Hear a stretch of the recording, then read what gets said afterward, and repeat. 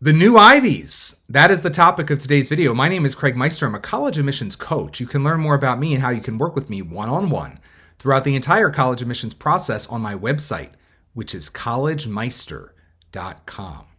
And if you're interested in learning about whether or not you are or your student is on track for selective college admission, I encourage you to go to my new free 3-minute assessment at areyouontracktogetin.com. Again, that's areyouontracktogetin.com.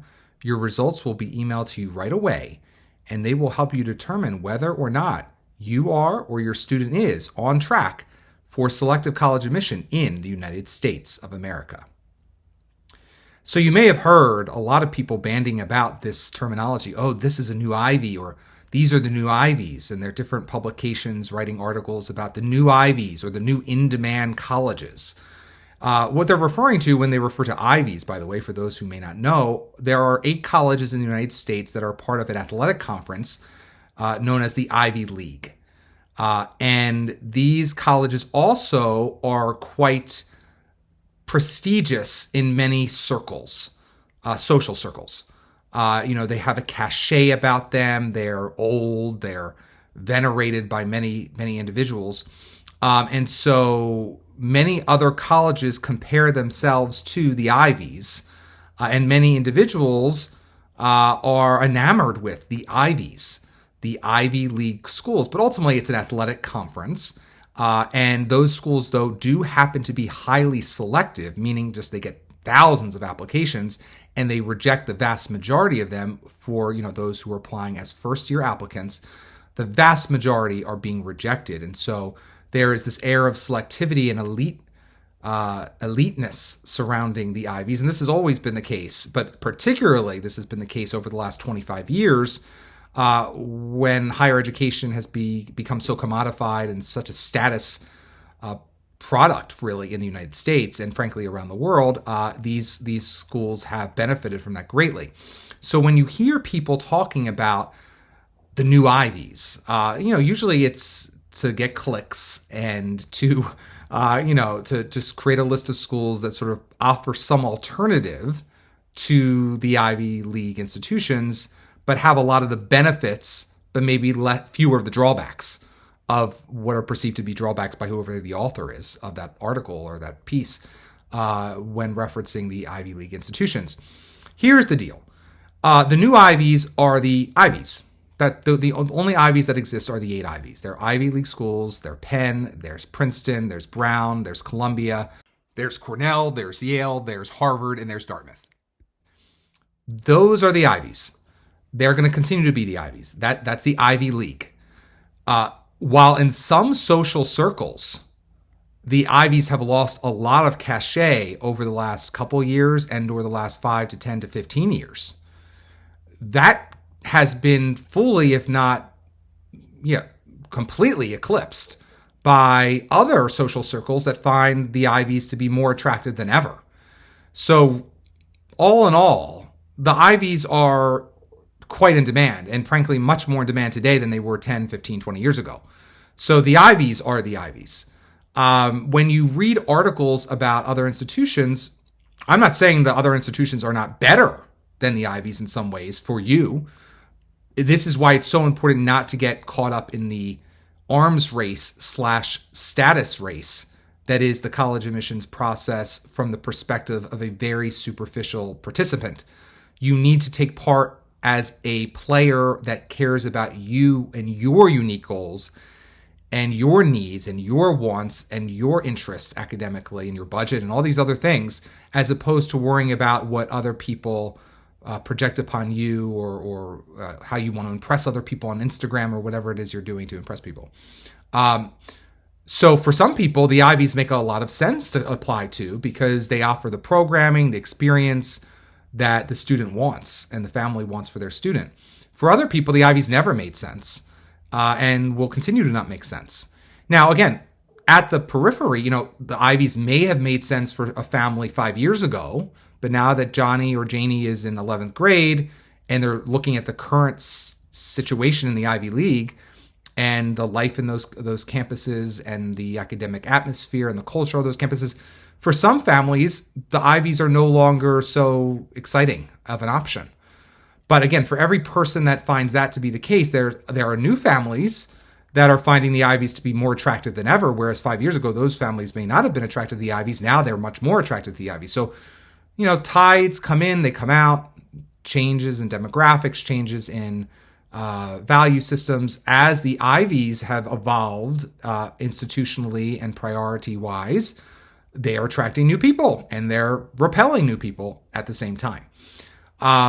There are many schools that are similar in size to the Ivies and are also research institutions that are spread out across not only the Northeast, but also throughout the United States, that are always colleges that should have been considered in conjunction with any student seriously considering the Ivies.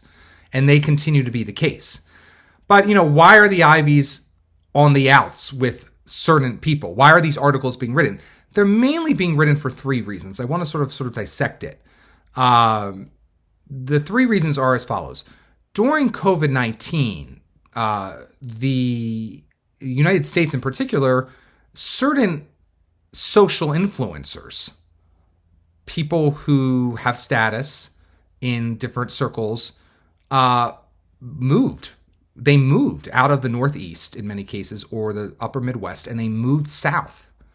And these individuals have the means to do so. They didn't agree necessarily with the way in which their states were responding to the COVID-19 situation, and they picked up and left. They literally decamped from where they had been living and their lives there, and they sort of reestablished themselves in many cases in Florida, but some cases in Texas, some cases in South Carolina, North Carolina, elsewhere, but primarily in sort of the south of the United States.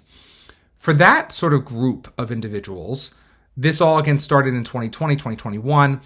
The Ivies have become less attractive because they maybe don't want to send their kids up north to a place that they basically left relatively recently, and they associate those colleges with sort of the same things that they were leaving when they chose to move south. So that's sort of one bucket of individuals who, frankly, and I'm going to get to this again in point 3, the third bucket, everything's sort of local. Everything, decisions are made on a very personal basis. That's the reality of the world, right? Like people, now that they've moved over 1,000 miles away, maybe they don't want their children to go 1,000 miles away to the north. Whereas before the Ivies were intriguing because they were maybe just a couple hundred miles away. Now they're 1,000 miles away. And so, keeping the kids close, especially if you have a good relationship with the kids, maybe they're now looking at Florida schools or Texas schools or Southern schools. And so that could be one of the reasons why, and I think it is one of the reasons why, in certain circles, Southern schools are now more intriguing than Ivy Leagues were 5 years ago, 6 years ago. But that's not the whole story, of course. The other part of the story, bucket 2, is in the last year, there has been political tumult in the United States of America and the world. There has been a war in multiple parts of the world, but the most notable wars that are making the news in the United States are those with Ukraine and Russia and Israel and Gaza. And that has obviously had some big repercussions on American campuses in recent years, but most notably the war with Israel and Gaza. That has become a real flashpoint for different populations that are very interested in higher education. And so that has, and how the colleges have responded to different student behaviors on campus as a result of that, the war and different decisions students are now making or prioritizing. Different families around the world are seeing this, and some are finding the way these Ivy League colleges are responding lacking. Some are finding the way that these Ivy League colleges are responding as sort of and some are responding sort of in a way, well, this is good, it's good the way things are going. So again, that's sort of a wash one way or the other. But again, in certain social circles, the Ivies have lost a lot of gravitas in the eyes of certain individuals since October and this war in the Middle East began. So that is sort of bucket number 2. And sometimes people exist in both of those buckets. So you could imagine for someone who already moved south or was already leaning toward moving south, and now they're also sort of, so they're sort of anti-Northeast to begin with, and sort of old and the associations of the Northeast and the Ivy League. And now on top of that, maybe they don't like the way the Ivies are responding to student behavior on campus. Again, I'm not taking a position on the student behavior on campus. I did a whole nother video on an actual encampment at Johns Hopkins last week. You can watch that in great detail and see sort of my assessment of the situation as objectively as I possibly could produce one. But basically, there are illegal behaviors taking place on those campuses, and some individuals would want those illegal behaviors nipped in the bud. Other people feel like this is the best thing since sliced bread, the illegal behaviors. And the Ivies, in most cases, have sort of been somewhere in between and basically allowed things to go on that they would not allow to go on if different individuals were protesting against different individuals.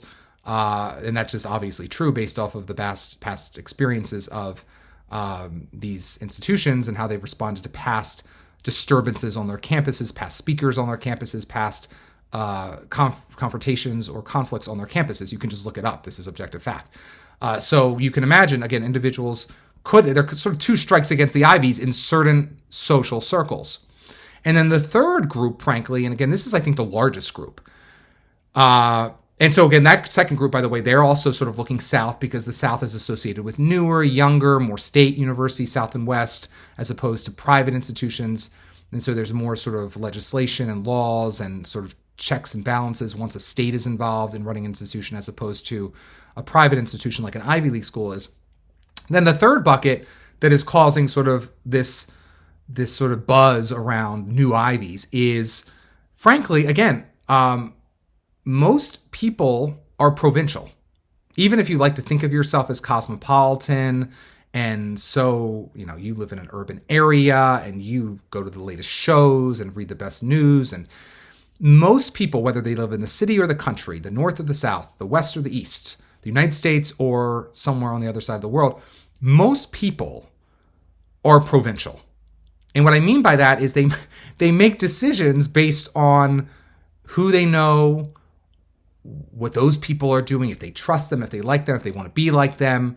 And that's at least playing in the background. Even if they're trying to rationally make a decision, these other sort of more provincial, guttural base instincts are a part of individuals' decisions. So when more people have moved south, and it goes to figure that even if they're not overtly in their mind discriminating against the old and the Northeast, they're now in the South, which is, again, is true. I mean, the population of the South of the United States has grown quite a bit, not just in the last 5 years, but really over the last decades. So with more and more individuals now not being rooted deeply in the Northeast and not associating the Northeast with the best and the best of all things, because now they are living a happy life maybe elsewhere, it makes sense that, again, in certain social circles, what's good to that group is, again, it's sort of like closer is better, newer is better, because they're having a happy experience in a newer environment. So that sort of coalesces with group number one, right? That bucket number one. But in all cases, sort of whether it's a provincial decision, it gets like who you know, what's popular with your in-group, even if you're still talking to people in the Northeast, but you're in the South, or even if you're in the Northeast, but you're sort of over it socially, who are people you admire? Oh, they went out South or went West. It makes sense that all other things being equal, the South and Southern colleges are now getting sort of more cachet in certain social groups. But again, I want to make very clear, the Ivies are not in any way hurting for applications. Now, yeah, you may have seen one or two colleges in the Ivy League reduce their applications numbers in the 2023-2024 admission cycle.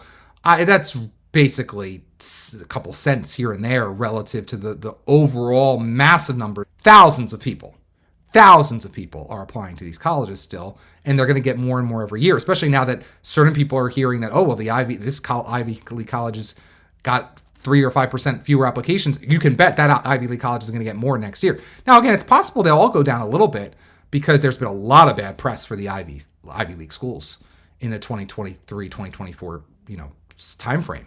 And so I would not be surprised if they all go down for a few years, but there are no way going down as fast as their detractors would hope. And that's just the reality, because there's so many people, not only in the United States, but around the world, who cannot get over the Ivies. In the social circles that have a lot of control and influence and voice within the mainstream media in the United States, they have been, I think, disproportionately impacted by the three buckets that I was referring to earlier. Sort of people moving, people being oriented in different locations, and of course, people being sort of disturbed by COVID slash whether they want to admit it or not. Maybe the tax regulations in this one state, they see there could be cheaper taxes in one other state. Also, the lower cost of living in some ways, they can get more for their money, not in New York, but in Miami. And then also that bucket of, political differences with maybe the way in which certain colleges and their presidents have handled the Israel-Gaza conflagration. So all of those things are playing. And again, those voices may have a larger seat at the table disproportionately in the media. So you are hearing about it more, you are reading about it more, you are watching stories about this more. But ultimately for you, what does this matter for you? For you, you should still always start with you. You should always look out for number one. That's what I say. Look out for you. If status is important, then and you have the grades and the scores, then maybe you do want to throw some Ivies on your list. But if you are interested in some majors, Ivies would make no sense, because many majors are not offered by the Ivies, right? So, and also the size issue and the weather issue and the cost issue and being near family if there's an emergency, or being near this or being near that, depending on your goals and your value system and your character. All of these things need to come into play as you're developing your list. If you want to develop a list with me, we can absolutely do that as part of the Game Plan, which is a service that I offer for 9th, 10th, and early 11th graders. If you want to just have a quicker conversation about it, we can have a strategy session for you about it, particularly for second semester 11th graders or older, as you're developing or honing or crystallizing or solidifying or calcifying that list as you begin to bang out applications this summer before your senior year. But one way or the other, I just want you to understand, I don't see a situation where certain colleges' stock has fallen so much and others have risen so much. The Ivies are still the Ivies. The 9 Ivies are still the 9 Ivies. They're great colleges in both buckets. And obviously one's much smaller than the other, but there's amazing public colleges. There are amazing private colleges. There are amazing northern colleges. There are amazing southern colleges for the right student. There are 31 flavors and then some for a reason for ice cream. But then that's also true for colleges, because every student is different and their tastes are different and their goals are different and their budgets are different and their, the families they come from are different. You have to think about you. So again, you can of course read the news articles about trends. You can consider them and consider how you relate to such individuals writing those news articles.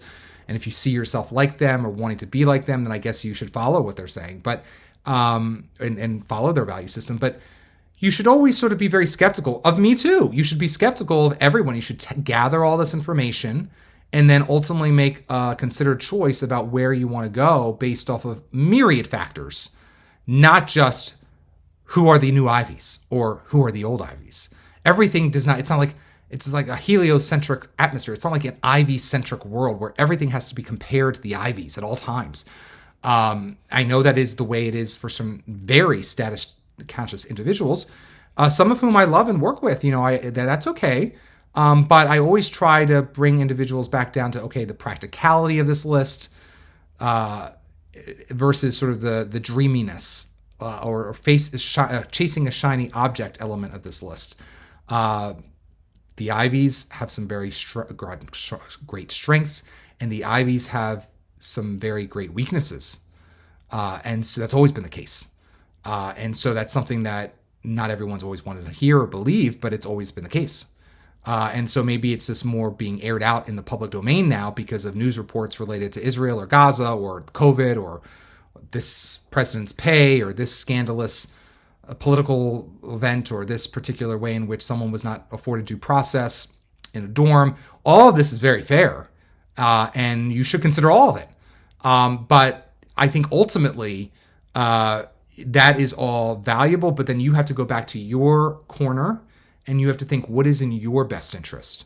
And that's really what I try to get my students to do, particularly in 9th, 10th, and 11th grade, because once they get to the summer before 12th grade, it's just we're applying. We don't want to be considering too much longer the list when we should be crafting tactical applications that are ready to get in to whatever colleges ultimately occupy your list.